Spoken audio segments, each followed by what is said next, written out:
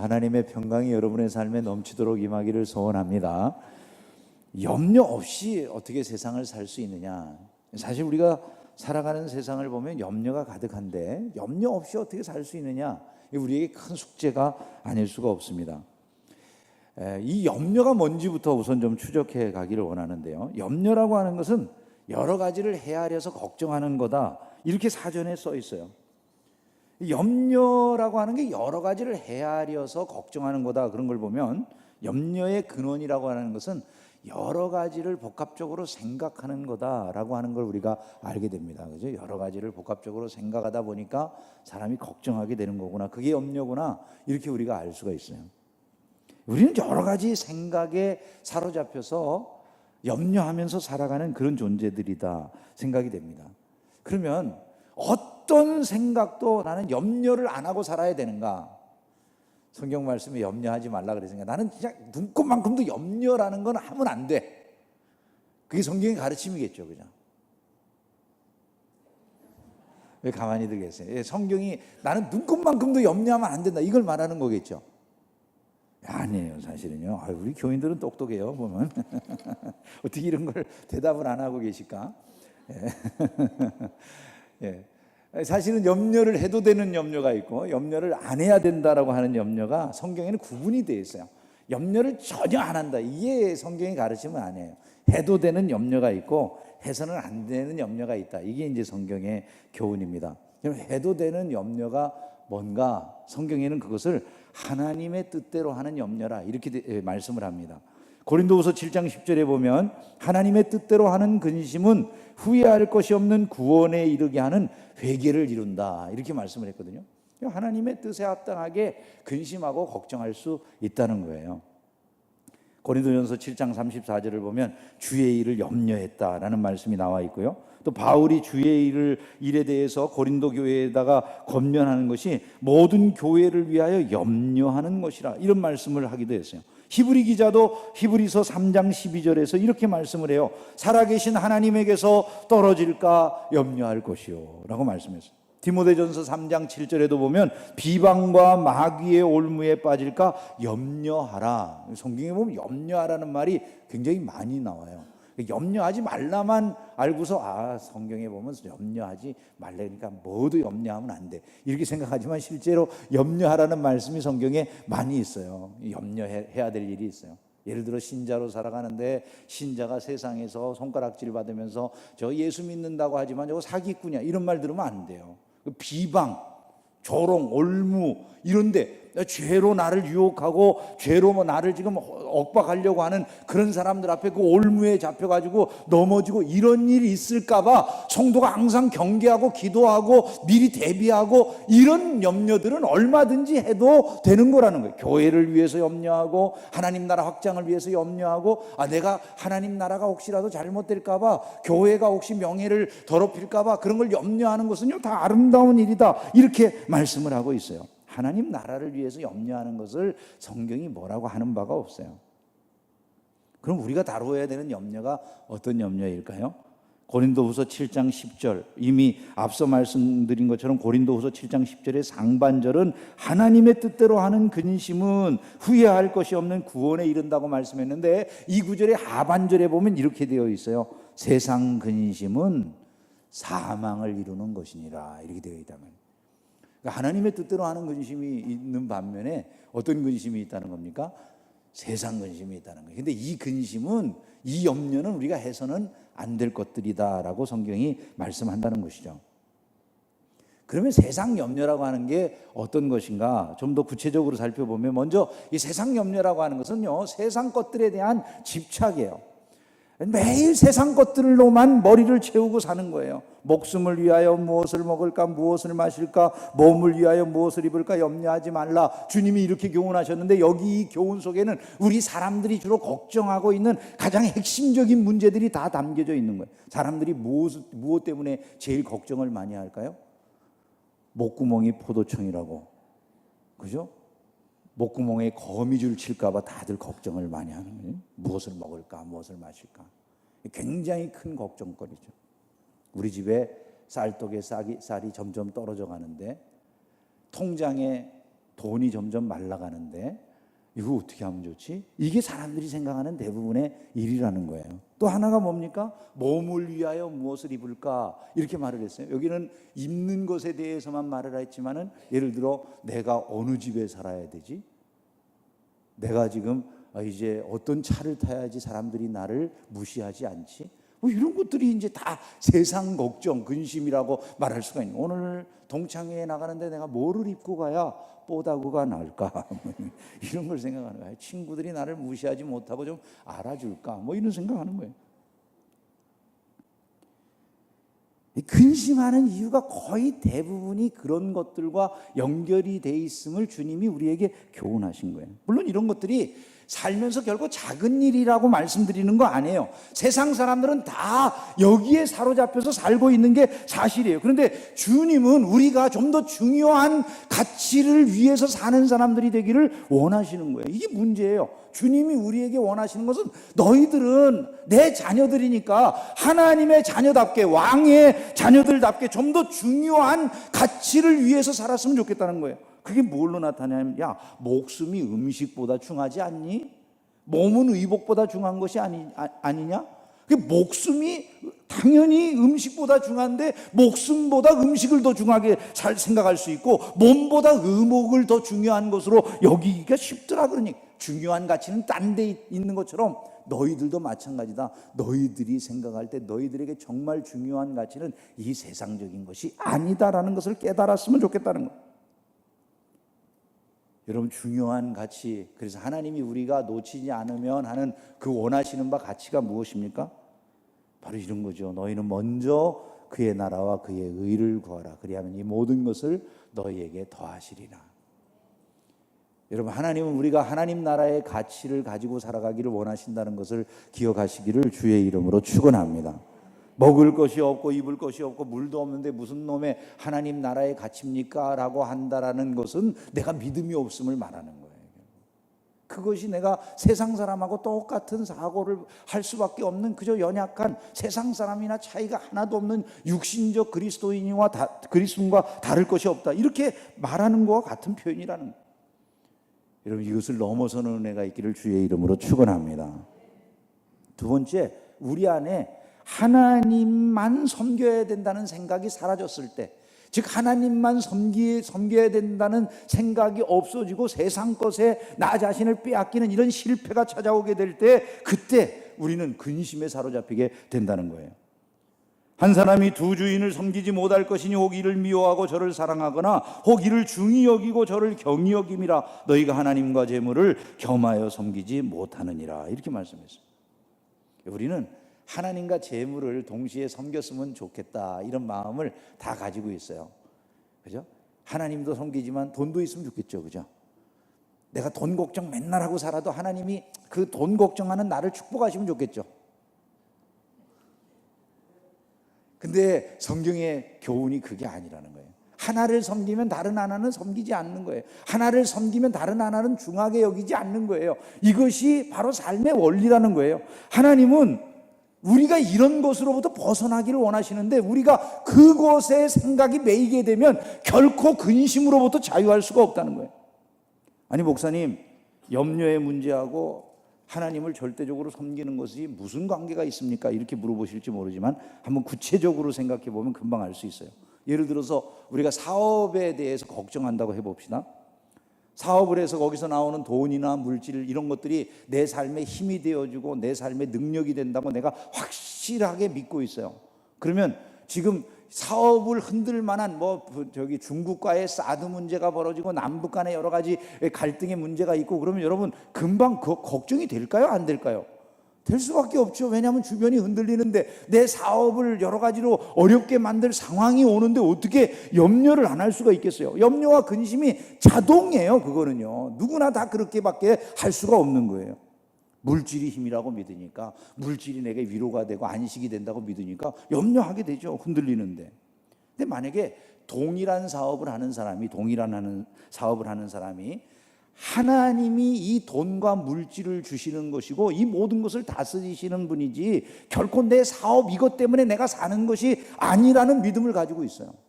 지금 똑같은 사업을 하고 있는데 이 사람은 그 사업을 주관하시고 다스리시고 성공케 하시고 잘되게 하셔서 나를 먹이시고 입히시고 나로 살게 하시는 분이 하나님이다라는 분명한 믿음을 가지고 있는 거예요. 그러면 지금 내가 이 사업 때문에 사는 게 아니잖아요. 하나님께서는 이 모든 것에 하나님의 계획을 가지고 계실 거야. 인도하심이 있을 거야. 하나님의 뜻을 구하고 그 도우심을 구하게 될 줄로 믿습니다. 그게 여러분 신앙생활하고 세상에서 일반 생활하고의 차이예요. 똑같은 모습인 것 같은데 전혀 다른 거예요. 한 사람은 하나님의 지배를 받고요, 한 사람은 그냥 세상 염려의 지배를 받는 거예요. 삶의 근심의 원인이 무엇이라고 생각하세요? 하나님만 절대적으로 섬겨야 되겠다는 생각을 잃어버리는 것이 근심의 원인일 수 있다는 것을 항상 기억을 해야 되는 것입니다.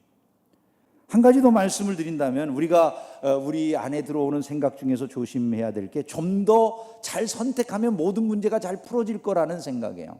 그러니까 우리가 선택하는 것에 굉장히 많이 관심을 가지고 있잖아요. 오죽 했으면 실존주의 철학자인 샤르트르라고 하는 사람이 사람의 인생에 대해서 뭐라고 말했죠? 우리가 너무 잘 아는 얘기죠. 인생이라고 하는 것은 B와 D 사이에 뭐라고요? C라고요. 이거 우리가 잘 알잖아요. 그죠? B는 뭐죠? birth, 탄생이란 말이죠. D는 death, 죽음이에요. 그럼 가운데는 뭐겠어요? choice예요, choice. 그러니까 뭘 선택하는 거예요. 인생이라는 게 뭐냐를 물어봤을 때 사람의 탄생과 죽음 사이의 선택이다, 이렇게 말을 했어요. 우리는 마치 프로스트가 말한 것처럼 가다가 두 길을 만났는데 그 중에 어느 한 길을 택했고 그것이 지금의 내 인생을 좌우하게 된 것이다, 이렇게 생각하는 경향이 강해요. 그죠?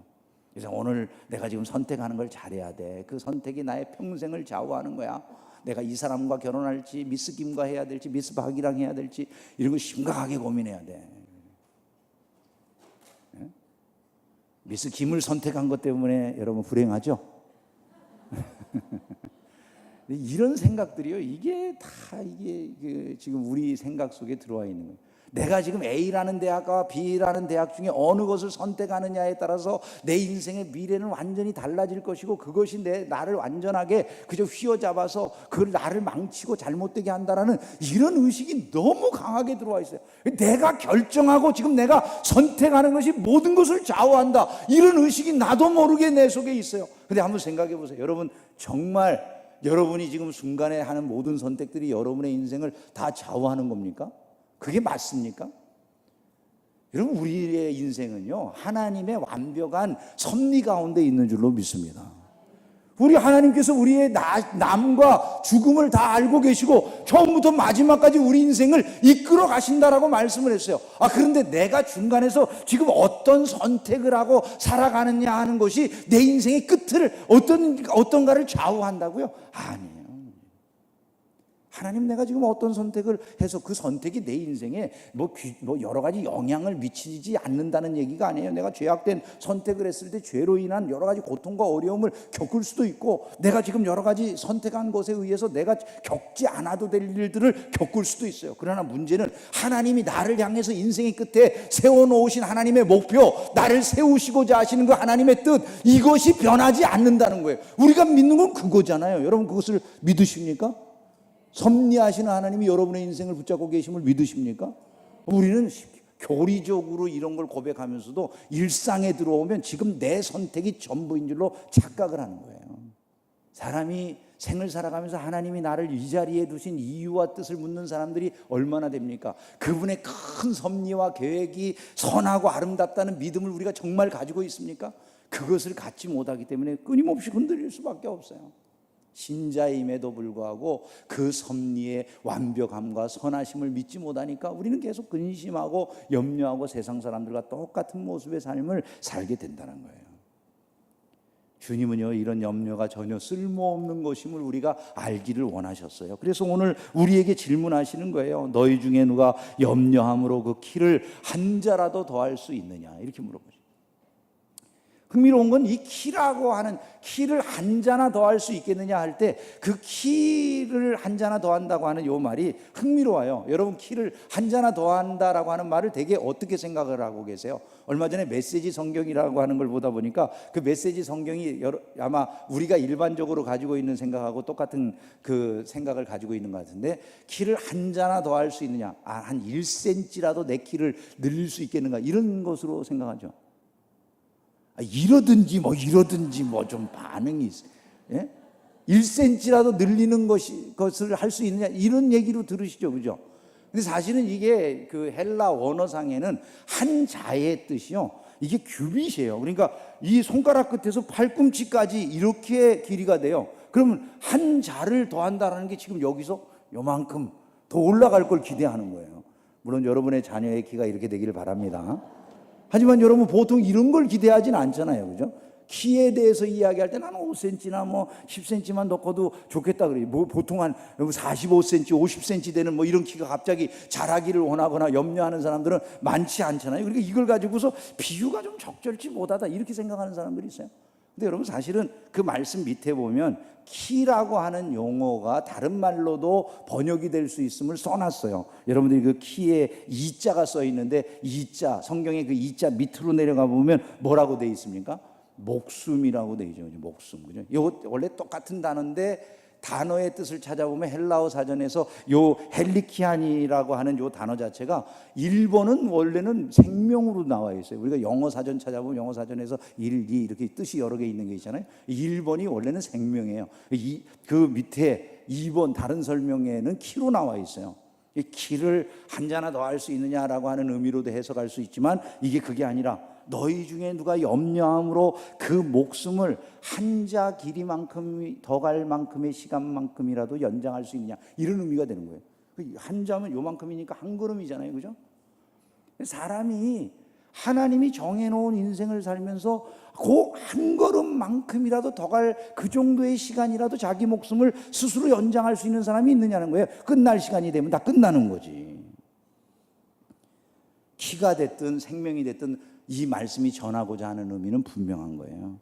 염려한다고 하나님이 정하신 일이, 섭리하시는 일이 바뀌지 않는다는 거예요.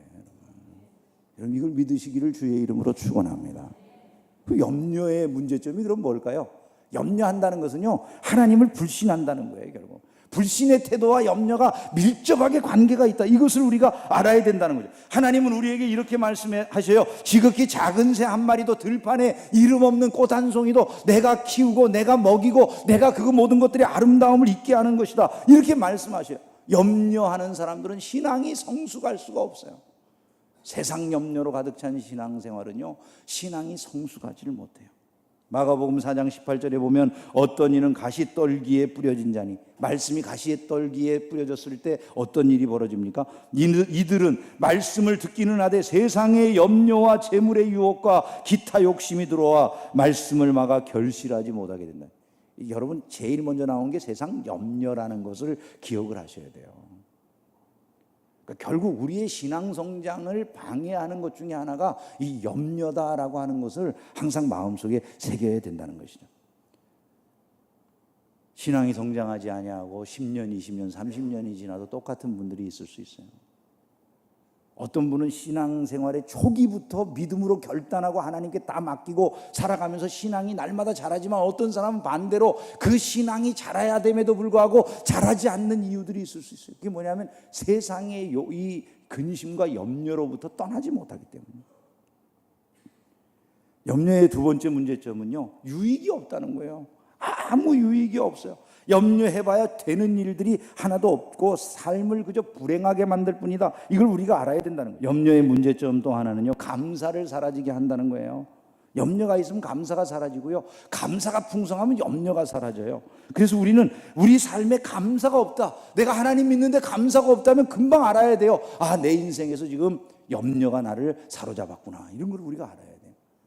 감사를 회복하는 은혜가 있기를 주의 이름으로 축원합니다. 말씀을 정리하면서 몇 가지로 말씀을 맺겠습니다. 어떻게 살아야 될까요? 근심 없는 삶을 살기 위해서 먼저 하나님만 섬겨야 되겠다, 이런 작정이 있으면 좋겠어요. 다니엘이 그렇게 살거든요. 다니엘은 왕 외에 다른 어떤 사람들에게 지금부터 이 절하거나 또 그를 섬기는 행동하면 안 돼 하고 왕의 도장을 꽝 찍은 걸 알면서도 어떻게 행동합니까? 다니엘 6장 10절에 이 조서에 왕의 도장이 찍힌 것을 알고도 자기 집에 돌아가서는 윗방에 올라가 예루살렘으로 향한 창문을 열고 전에 하던 대로 하루 3번씩 무릎을 꿇고 기도하며 그의 하나님께 감사했다, 이렇게 말씀하거든요. 근데 감사하다 보니까 어떤 일이 벌어져요? 놀랍게 그 일이 역전이 되어지고 풀어지고 오히려 다니엘이 높아지는 기적의 역사가 일어났음을 믿으시기를 주님의 이름으로 축원합니다. 두 번째, 하나님께서 주시는 복, 근심이 없는 복을 간구해야 돼요. 여호와께서 복을 주심으로 사람으로 부하게 하시고 근심을 겸하여 주지 아니하신다, 이렇게 말씀했거든요. 그러니까 하나님이 주시는 근심 없는 복을 간구해야 된다는 거예요. 기도해서 그 근심 없는 복을 받으실 때 염려 없는 삶이 이루어짐을 믿으시기를 주님의 이름으로 축원합니다. 그러므로 신자는요, 기도하면서 모든 염려를 주께 맡겨야 돼요. 아무것도 염려하지 말고 다만 모든 일에 기도와 간구로 너희 구할 것을 감사함으로 하나님께 아뢰라, 이렇게 말했거든요. 사실 우리가 정말 믿는 사람들이라면 신자는요, 하루하루의 염려 이상을 하지 않는 사람들이 돼야 돼요. 왜냐하면 주님이 우리에게 말씀하셨잖아요. 그러므로 내일 일을 위하여 염려하지 말라. 내일 일은 내일이 염려할 것이요 한날의 괴로움은 그날로 족하니라 말씀하셨거든요. 우리가 이 말씀 믿으면 신자는 하루에 그 하루 걱정만 하고 살아야 되는 사람이다, 이런 얘기잖아요. 우리가 그렇게 살아요? 그러질 못해요. 이게 우리의 문제점이라는 거예요. 이런 말을 여러분 아시죠? 어제는 역사고 내일은 신비인데 오늘은 선물이다. 그래서 우리가 현재를 선물이라고 부른다, 이렇게 말하지 않습니까? 신자는 그저 하루하루를 주님이 베풀어 주신 선물을 받아 살고자 하는 것처럼 살아야 된다는 말이죠. 그죠? 미래의 것을 끌어다가 걱정하지 말라는 거예요. 만나는 매일 내렸다는 거예요. 그 만나를 필요할 것 같아서 더 거두려고 했더니 썩어서 벌레가 났다는 거예요. 매일 하나님은 신자가 당신을 의지하고 살기를 원하세요. 그걸 교훈하기를 원하세요. 내가 매일매일 하나님의 은혜로 살아간다는 걸 아는 사람에게는 하나님이 더 많은 것을 주신다 할지라도 문제가 안 돼요. 근데 더 많은 것을 주신 다음에 매일매일 의지할 줄 모르는 사람에게는 더 많은 것을 주시는 게 재앙이에요. 영적 재앙이에요. 그걸 우리가 구분할 수 있어야 되고요. 하나님 안에서 그걸 깨달음이 빠르면 빠를수록 우리에게 복이 주어질 그런 가능성은 더 높은 거예요. 모든 염려를 주께 맡기는 은혜가 있기를 주의 이름으로 축원합니다. 마지막으로 한 가지만 더 말씀드리면, 모든 일에 예수님 배울 때 근심이 없어진다는 거예요. 염려는 예수님을 배울 때 없어져요. 여러분, 우리가 신앙생활 왜 합니까? 예수님 배우고 예수님 따르고 예수님께 영광 돌리고 그분께 감사하려고 지금 신앙생활 하잖아요. 그죠? 그분 닮으려고 하잖아요. 예수님 닮아가면 근심이 없어지는 거예요. 문제는 최고의 목표, 우리 신앙생활 기독교의 최고의 목표인 예수 닮는 일이 오늘날 신자들에게서 없어지니까 이 근심이, 이 걱정이, 이 염려들이 우리의 삶을 옥죄이는 거예요. 우리가 이것을 결단해야 된다는 거예요. 바울 사도가 빌립보 4장 6절에서 이러거든요. 너희는 내게 배우고 듣고 본바를 행하라. 그리하면 평강의 하나님이 너희와 함께 계시리라. 평강의 하나님이 너희와 함께 계시리라, 이렇게 말씀했어요. 어떤 일을 행할 때? 배우고 듣고 듣고 본바를 행할 때, 이럴 때 우리에게 평강의 하나님이 함께 하신다. 그럼 바울이 우리에게 배워준 것, 가르쳐준 것, 우리에게 보게 해준 것, 듣게 해준 것, 그게 무엇입니까? 복음입니다. 그 복음의 핵심이 뭡니까? 예수 그리스도시잖아요. 즉 우리가 예수 그리스도에 대해서 배우고 듣고 본바, 그것대로 행하는 것, 이것이 평강의 하나님이 우리와 함께하는 길이 된다는 거예요. 여러분, 예수를 닮아가시기를 주의 이름으로 축원합니다. 내가 지금 근심하는 것이 예수님에게 합당한 거가, 내가 지금 하고자 하는 일이 예수님이 원하시는 일인가, 그분이 뜻하시는 바인가, 이걸 고민하는 거예요. 신자는요, 잊지 말아야 될 사실이 있어요. 구원은 무조건적인 사랑으로 주시는 거예요. 공짜로 우리에게 주시는 거예요. 근데 하나님이 내려주시는 은혜와 복은요, 실행할 때 주시는 거예요. 그분의 뜻대로 행하는 자들에게 주시는 거예요. 평강의 복은 우리가 배우고 듣고 본 바를 행할 때 우리에게 주시는 것임을 믿으시기를 주님의 이름으로 축원합니다. 말씀을 맺습니다. 우리 살고 있는 이 땅이 염려와 근심으로 가득 차 있어요. 근데 하나님은 우리가 이 염려 많은 세상 한가운데서 독특한 존재로 살기를 원하세요. 우리가 염려하지 않는 삶을 사는 독특한 존재가 되기를 원하세요. 그래서 오늘도 우리에게 질문하시겠죠. 너희가 염려함으로 너희 길을 한 자라도 더할 수 있겠느냐? 여러분 어떤 대답을 하시겠습니까? 하나님도 의지하고 신뢰하는 신자로 살기를 주의 이름으로 축원합니다. 더 기도합시다. 염려를 기도로 바꾸시기를 주의 이름으로 축원합니다. 그리고 믿음으로 염려를 이기는 복된 주의 백성들이 되기를 주의 이름으로 축원합니다. 잘 안 되신다고요? 그럴 때는 이 할머니처럼 자꾸 해보세요. 어떤 할머니가요, 교회에서 예배 드리는데 어떻게 열심히 말씀을 들을 때마다 할렐루야 아멘하고 기쁘게 반응을 하는지 옆에서 그 할머니의 모습에 은혜를 받은 한 여자 성도분이 물어봤대요. 할머니는 어떻게 그렇게 예배 시간에 은혜를 갖다가 마음껏 누리시면서 기뻐하시면서 아멘 할렐루야를 하시냐고. 그랬더니 그렇게 큰 소리로 아멘 할렐루야 하는 것에 대한 물음을 묻는 이 젊은 여성도에게 그 할머니가 이런 대답을 하시더래요. 오죽이 안 믿어지면 그러겠냐?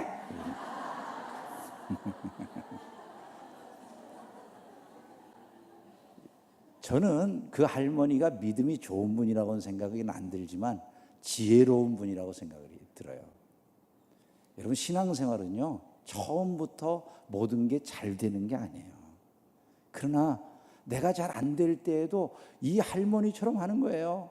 믿음으로 자꾸 고백하고 입술로 그렇게 우리가 고백하면서 생각을 바꿔가면서 따르려고 하면 말씀은 진리이기 때문에 반드시 그렇게 될 날이 올 줄로 믿습니다. 그 은혜를 사모하며 전진하는 복된 신자들이 다 되시기를 주님의 이름으로 축원합니다. 기도하겠습니다. 거룩하신 아버지.